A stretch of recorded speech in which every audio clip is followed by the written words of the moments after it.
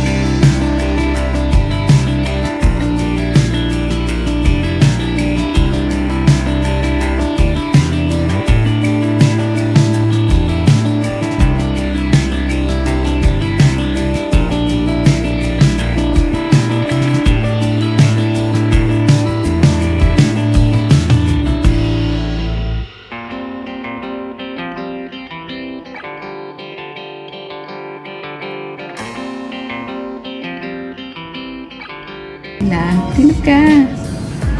Kasi hindi ko nakikita yung likod. Wala akong mirror sa likod para makita ko kung pantay. And madali ko na siyang i-layer kung pantay na yung pinakalikod. So, ayan na yung nangyari sa pinagagawa ko. Ang gusto ko mangyari, Ila, medyo dito, itong likod. Ito, pantayin mo to. Pagano ng konti. Pababa ng konti dito. E di ito, gupitin ko yan. Oo, gupitin mo lang. Pantayin mo siya. Alisin mo to hanggang dito siguro. Saan ba yung salamin? Sa baba.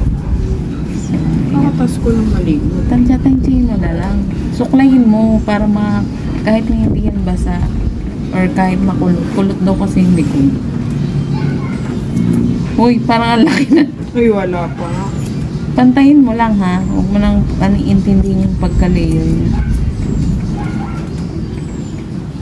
So, yun po. I hope you like this video and please subscribe to our channel.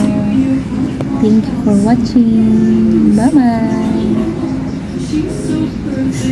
So, ayan po. Pinlansya ko siya ng konti para makita ko kung pantay. Ayan. Thank you for watching.